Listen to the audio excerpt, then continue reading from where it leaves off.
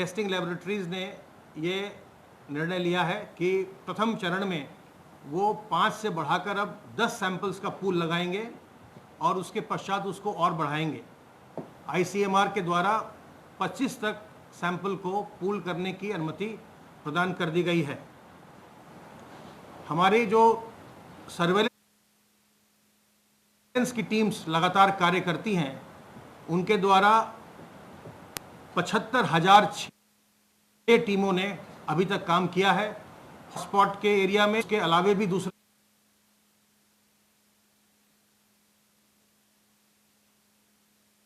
59,280 घरों का सर्वे, जिस 3,34,000 का सर्वेक्षण किया गया है। क्षणों के आधार पर परीक्षण या सलाह देने की कार्रवाई की गई है। जो प्रवासी कामगार निरंतर प्रदेश में आ रहे हैं, उनका आप जानते हैं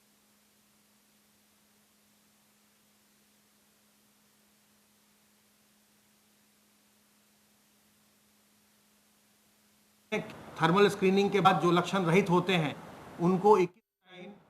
बिल्कुल कड़ाई के साथ सुनिश्चित किया जा सके। इन निगरानी समितियों की इस समय बहुत बड़ी भूमिका है, क्योंकि जो प्रवासी हमारे प्रदेश में आ रहे हैं,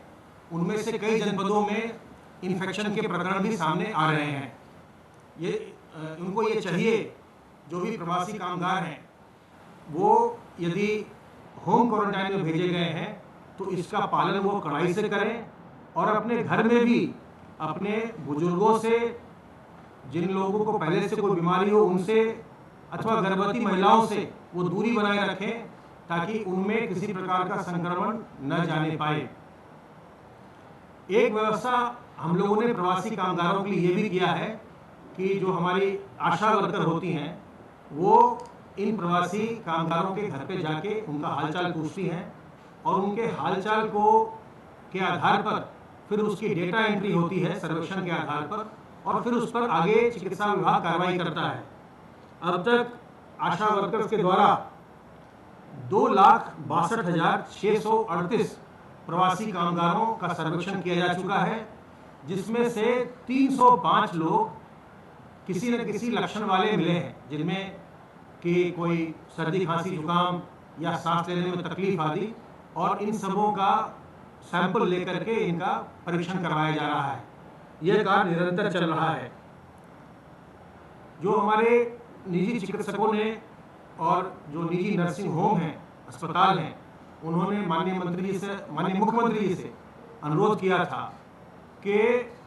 उनके नर्सिंग होम के रजिस्ट्रेशन को, क्योंकि इस संक्रमण के काल में उनके द्वारा फॉर्म इत्यादि भरने के और कार्रवाई सब संभव नहीं हो पा रही है, उसे 6 महीने के लिए बढ़ा दिया जाए। उसके आदेश जारी कर दिए गए हैं। पहले भी उनका जो नर्सिंग होम का रजिस्ट्रेशन था वो 30 जून तक बढ़ा दिया गया था। अब उसे 31 दिसंबर तक के लिए प्रदेश में सभी नर्सिंग होम और चिकित्सालयों का, निजी चिकित्सालयों का पंजीकरण स्वमेव बढ़ा दिया गया है। आरोग्य सेतु ऐप का लगातार हम प्रयोग कर रहे हैं, उपयोग में ला रहे हैं, और जो भी उससे अलर्ट जनरेट हो रहे हैं उनको हमारे कंट्रोल रूम से लगातार फोन किया जा रहा है। अब तक 6,500 से अधिक लोगों को यहाँ से फोन से उनका संपर्क करके हालचाल पूछा गया है। इनमें से 14 लोग ऐसे उनमें मिले हैं जिनको कि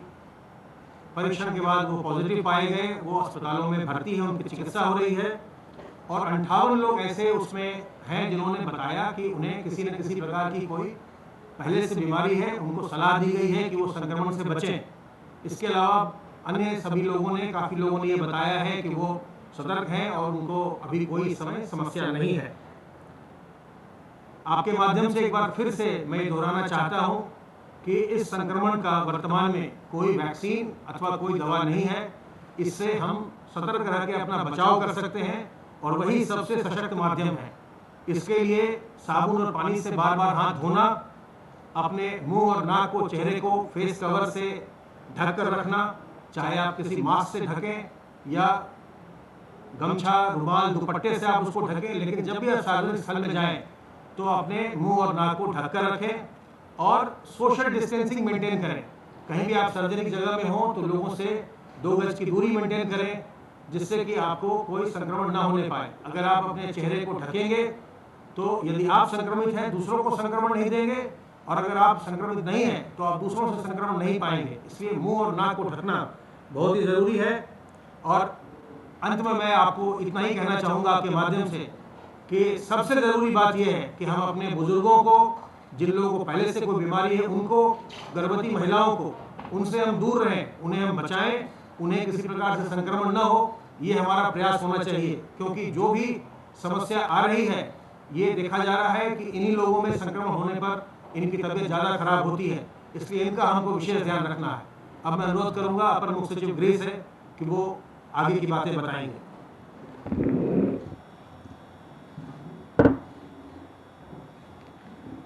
आज माननीय मुख्यमंत्री जी ने टीम 11 की बैठक की और उस बैठक में उन्होंने बहुत ही स्पष्ट और बहुत ही क्लियर कट आदेश दिए हैं कि आज सभी जिले स्तर के जिलाधिकारी,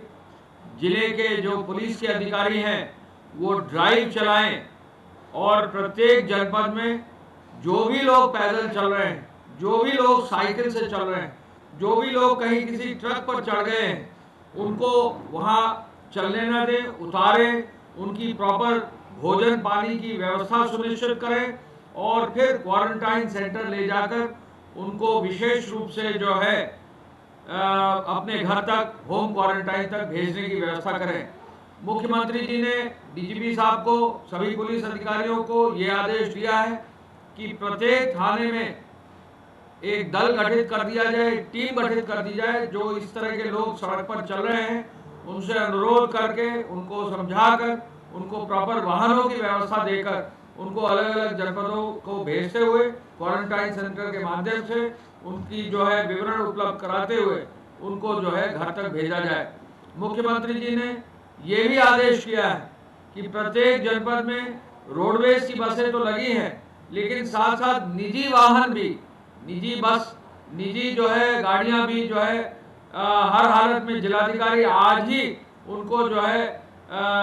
इकट्ठा कर लें, आज ही उनको किराए पर ले लें, आज ही उनके पेट्रोल डीजल की व्यवस्था सुनिश्चित करें और प्रत्येक दशा में पर्याप्त वाहन जिले स्तर पर, थाने स्तर पर उपलब्ध करा दें, जिससे ऐसे जो भी लोग जा रहे हैं, पैदल चल रहे हैं, उनकी सहूलियत के लिए, उनकी व्यवस्था के लिए एक व्यवस्था बन जाए और उनको प्रॉपरली जो है क्वारंटाइन सेंटर भेजकर भोजन पानी आदि कराकर, हेल्थ स्क्रीनिंग कराकर फिर उनको घर पर क्वारंटाइन के लिए भेजा जाए। मुख्यमंत्री जी ने एक विशेष आदेश आज ये भी किया है और ये बहुत ही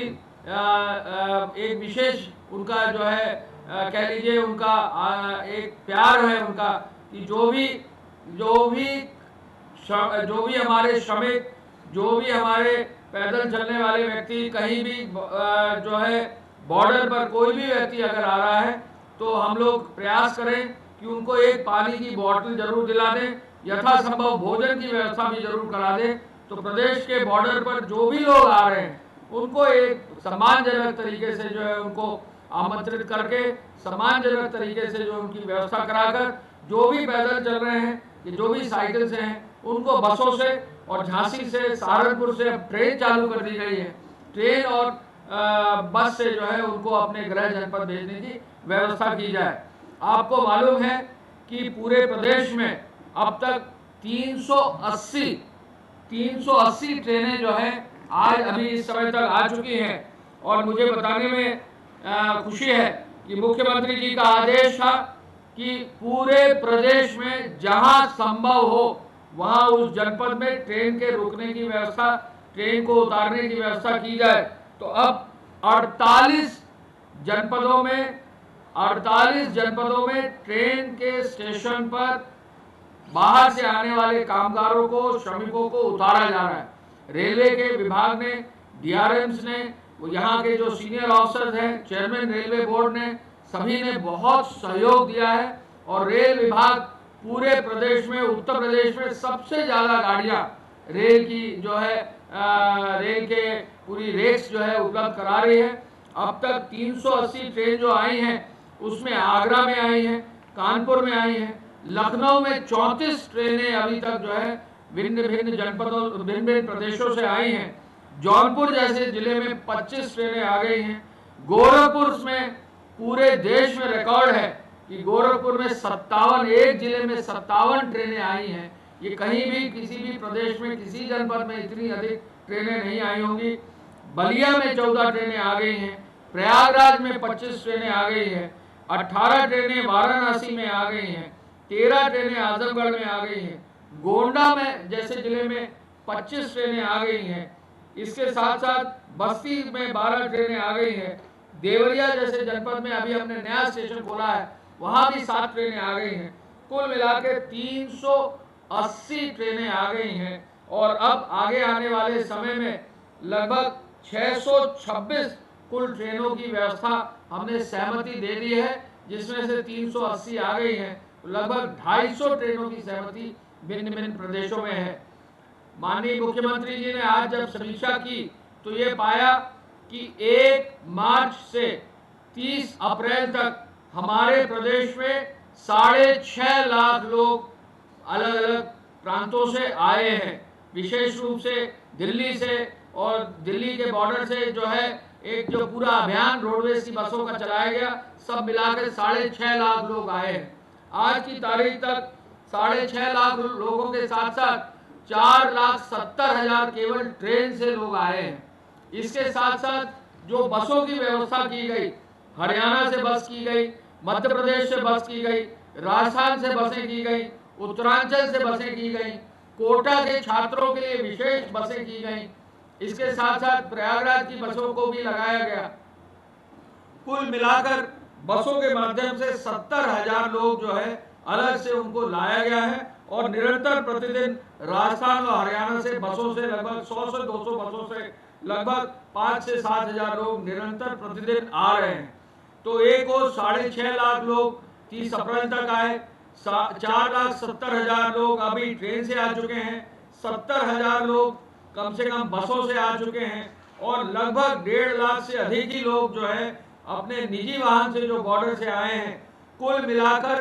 13.5 लाख लोग उत्तर प्रदेश में आज तक आ चुके हैं, जिनको अलग अलग जनपदों में ले जाकर, अलग अलग जनपदों में क्वारंटाइन सेंटर ले जाकर उनकी पूरा जो है खाने और पानी की पानी की व्यवस्था करके, उनकी पूरी मेडिकल चेकअप करके, उनका डेटाबेस तैयार करके, उनका स्किलिंग का डेटाबेस तैयार करके उनको होम क्वारंटाइन भेजते हुए,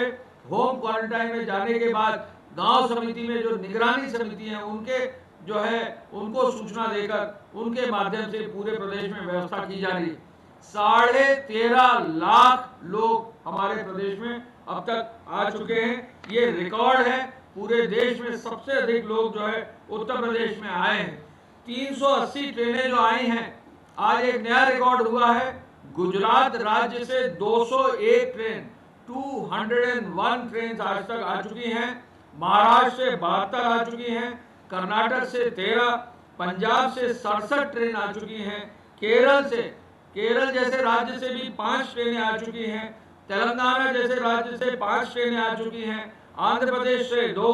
राजस्थान से हमारी निरंतर ट्रेनें आ चुकी हैं 7, तमिलनाडु से 3, मध्य प्रदेश से 2 और गोवा राज्य से भी हमारे लिए 1 ट्रेन आ चुकी है और आगे भी गोवा से भी ट्रेनें आएंगी। हमको बताने में खुशी है कि आज जैसा कल मुख्यमंत्री जी ने आदेश दिया था दिल्ली से ट्रेन चलाने के लिए, आज 4 ट्रेनें दिल्ली से चल रही हैं जो वाराणसी और गोरखपुर जाएंगी। दिल्ली के स्टेशनों से 4 ट्रेनें दिल्ली के माध्यम से सीधे उत्तर प्रदेश के निवासियों के लिए चल रही हैं। आज ही नोएडा से, गाजियाबाद से कुछ ट्रेनें बिहार सरकार ने सहमति दी है। बिहार के लिए नोएडा और गाजियाबाद से ट्रेनें चल रही हैं। उत्तर प्रदेश के लिए भी आज ही और गाजियाबाद में और नोएडा में ट्रेनें जो उत्तर प्रदेश के निवासी वहाँ हैं वो भी हमारे पूर्वांचल के क्षेत्र के जो रहने वाले हैं उनके लिए भी ट्रेन चल रही हैं। इतनी अधिक संख्या में जो ये ट्रेन चली हैं ये एक रिकॉर्ड है और इस रिकॉर्ड में मैं कह सकता हूं कि आने वाले समय में हमारा प्रदेश सजग है। मुख्यमंत्री जी का मार्गदर्शन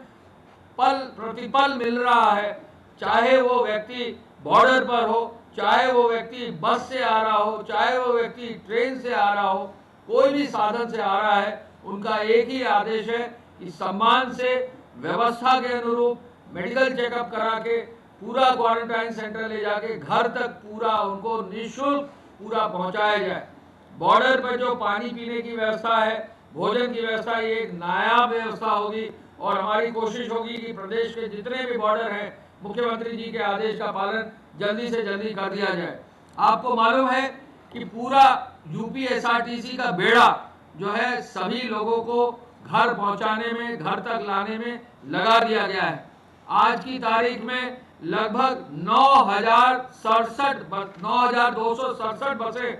स्वयं की जो उनकी हैं वो लगा दी गई हैं। 2,697 बसें अनुबंधित बसें सभी लगा दी गई हैं। 11,964 बसें यूपी एसआरटीसी ने सभी श्रमिकों को, कामगारों की व्यवस्था के लिए लगाई हैं। जनपदों में ट्रेन से लाने के लिए, बॉर्डर से लाने के लिए, कहीं भी शहीद पथ के कोने पर अगर कहीं लोग इकट्ठा हो गए उनको उठाने के लिए इन बसों का इस्तेमाल किया जा रहा है और बहुत अधिक संख्या में बसें जो है व्यवस्थित रूप से सभी लोगों को ला रही हैं। मुख्यमंत्री जी ने कल ये भी आदेश दिया है कि जो भी बसें चले इनकी प्रॉपर चेकिंग हो, इनमें मास्क दिए जाए, इनमें ग्लव्स दिए जाए, जो कर्मचारी ड्राइवर्स हैं उनको सबकी व्यवस्था की जाए, सैनिटाइजर हर बस में स्थापित किया जाए और बस नियंत्रित रूप से चले, इसकी बहुत ही व्यवस्थित चेकिंग करने का निर्देश उन्होंने यूपीएसआरटीसी के अधिकारियों को दिया है। मैं ये भी आपको बताना चाहूँगा कि जो व्यक्ति यहाँ हमारे क्वारंटाइन सेंटर में आ रहे हैं, इनका डेटाबेस जो है सबसे बड़ा डेटाबेस हमारे प्रदेश का होगा पूरे देश में। मुख्यमंत्री जी ने कहा है कि आदरणीय प्रधानमंत्री जी का जो पैकेज आया है, जो वित्त मंत्री जी निरंतर अलग अलग श्रेणी के सभी लोगों के लिए जो लाभ घोषित करती जा रही हैं, उसके क्रम में ये जो डेटाबेस आएगा, इस डेटाबेस का इस्तेमाल करके सभी लोगों के लिए राहत पैकेज के अंतर्गत जो भी सहायता सहूलियत, जो भी कल्याणकारी योजनाएं हैं, सभी को जो है आगे बढ़ाकर लोगों को लाभ दिया जाए। और चूंकि प्रत्येक व्यक्ति का मोबाइल नंबर, प्रत्येक व्यक्ति का अकाउंट डिटेल्स, प्रत्येक व्यक्ति का नाम पता, प्रत्येक व्यक्ति का स्किल भी मिल जा रहा है, तो इसका बहुत सारा लाभ जो है प्रदेश को मिलेगा। मुख्यमंत्री जी का मार्गदर्शन है कि इसको हम और आगे बढ़ाएंगे। मुख्यमंत्री जी ने ये भी कहा है कि जो भी ट्रेन से हमारे लोग और परिवहन निगम के बसों से आ रहे हैं, वहाँ किसी भी सूरत में कोई भी किसी भी व्यक्ति के सम्मान में कमी ना हो, हर व्यक्ति का सम्मान पूरा रहे, हर कर्मचारी सम्मान पूर्वक जो है सबको आगे ले जाए, हर व्यक्ति की प्रॉपर चिकित्सकीय व्यवस्था हो और साथ साथ सबके लिए जो है ड्राइवर और सुरक्षा कर्मी के लिए भी जो है मास्क और ग्लव अनिवार्य हो, ये आदेश उन्होंने किया है। क्वारंटाइन सेंटर्स का आज पुनः उन्होंने रिव्यू किया। क्वारंटाइन सेंटर में सफाई, क्वारंटाइन सेंटर में भोजन की व्यवस्था, क्वारंटाइन सेंटर में चेकअप की व्यवस्था के लिए भी स्वास्थ्य विभाग को उन्होंने निर्देश दिया है कि और अधिक medical teams in quarantine centre में लगा दी जाए। आपको मालूम है कि एक दिन में लगभग 70 ट्रेनें जो है आज आएंगी, 70 तो ऐसे में एक ही दिन में पूरे प्रदेश में कम से कम ट्रेन से केवल 1 लाख से अधिक लोग आएंगे। इतनी बड़ी संख्या में जो लोग आते हैं, इनके मेडिकल चेकअप के लिए व्यापक रूप से एक व्यवस्था करनी पड़ती है, उस कार्य को भी करने को व्यवस्थित रूप से करने का निर्देश उन्होंने दिया है। मुख्यमंत्री जी ने आदेश किया था जो वरिष्ठ आईएएस और पीसीएस अधिकारी हैं वो प्रत्येक क्वारंटाइन सेंटर जाएंगे, ये व्यवस्था चल रही है। मुख्यमंत्री जी ने अग्रिम आदेशों तक इन अधिकारियों को ये निर्देश दिया है कि वो जिले में ही रहेंगे और जिले में ही क्वारंटाइन सेंटर्स में, चूंकि भारी संख्या में लोग आ रहे हैं, उनका निरीक्षण करते हुए जो भी सहयोग होगा वहाँ के जिला प्रशासन को कमिश्नर के मार्गदर्शन में काम करते रहेंगे। मुख्यमंत्री जी ने पुलिस पेट्रोलिंग के लिए विशेष निर्देश दिया है। कल रात में उन्होंने गृह विभाग में मुझे और डीजीपी साहब को कहा है कि जो भी मेजर रोड्स हैं उन पर जो है निरंतर पुलिस के पेट्रोल चालू किए जाए। आज डीजीपी साहब 4:30 बजे इसकी वीसीबी सभी पुलिस अधिकारियों के साथ कर रहे हैं कि किसी भी सूरत में कहीं भी पेट्रोलिंग करते वक्त अगर लोग पाए जाते हैं तो उनको व्यवस्थित रूप से घर तक पहुंचाने की व्यवस्था की जाए। मुख्यमंत्री जी ने L1 L2 अस्पतालों में और मजबूती से कार्य करने का निर्देश दिया है। अभी L2 अस्पतालों में ऑक्सीजन की व्यवस्था का निर्देश दिया था, लेकिन अब उन्होंने एक नया आदेश दिया है, एक अपग्रेडेशन किया है कि L1 के अस्पताल में भी 10 बेड ऑक्सीजन के हों, L1 के बेसिक अस्पताल में भी ऑक्सीजन की व्यवस्था हो, ये आदेश भी उन्होंने दिया है। टेस्टिंग के बारे में हमारे स्वास्थ्य सचिव साहब ने बताया, इसको निरंतर बढ़ाया जा रहा है और रिकॉर्ड टेस्टिंग प्रतिदिन प्रदेश में की जा रही है। टेस्टिंग से ही हम पता लगा सकते हैं कि कहाँ पर हमको और अधिक मेहनत करने की ज़रूरत है। ये काम भी बहुत आगे तेज़ी से चल रहा है और इसके साथ साथ एम्बुलेंस और एम्बुलेंस के चालकों और उनके सहायकों की व्यवस्था भी सुचारू रूप से करने का निर्देश दिया है। पीपीई किट प्राइवेट अस्पतालों तक पहुँचे, प्राइवेट अस्पतालों की ओपीडी चालू हो, इस ओर भी उन्होंने विशेष रूप से निर्देश दिया है और ये भी कहा है कि किसी भी सूरत में प्राइवेट अस्पतालों की इमरजेंसी में किसी भी जो है व्यक्ति को दिक्कत ना हो, किसी भी मरीज को दिक्कत ना हो, किसी भी व्यक्ति को कहीं भी इमरजेंसी में परेशानी ना हो, किसी भी रोगी को इमरजेंसी से लौटना ना पड़े, ये एक आदेश उन्होंने बहुत मजबूती से इम्प्लीमेंट करने का आदेश दिया है। नोएडा, ग्रेटर नोएडा में जो है श्रमिकों की उपलब्धता सुनिश्चित करने के लिए एक असेसमेंट करने के लिए उन्होंने कहा है और ये अलाउ किया है। आज ये शासनादेश हो गया है कि उद्योग के लिए, किसी भी उद्योग के लिए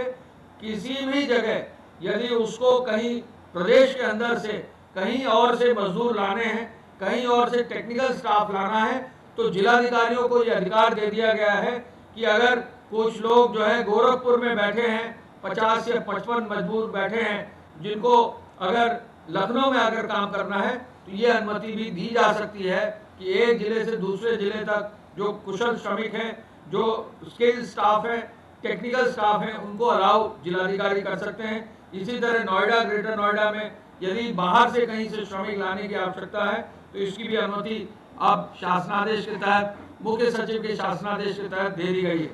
मुख्यमंत्री जी ने ये भी आदेश दिया है कि प्रधानमंत्री जी के 20 लाख करोड़ के विशेष पैकेज जो उन्होंने घोषित किया है और जिसमें एमएसएमई, पावर सेक्टर, प्रवासी कामगार श्रमिक, कृषि के क्षेत्र में, पटरी व्यवसाय के लिए, युवाओं के लिए, छात्रों के लिए, जो अलग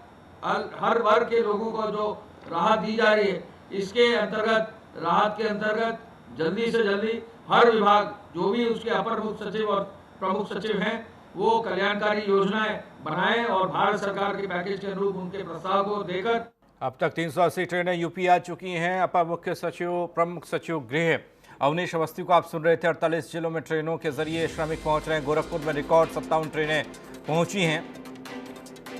4,70,000 लोग ट्रेन के जरिए यूपी पहुंचे हैं। इनके खाने पीने और दवा की व्यवस्था सरकार कर रही है।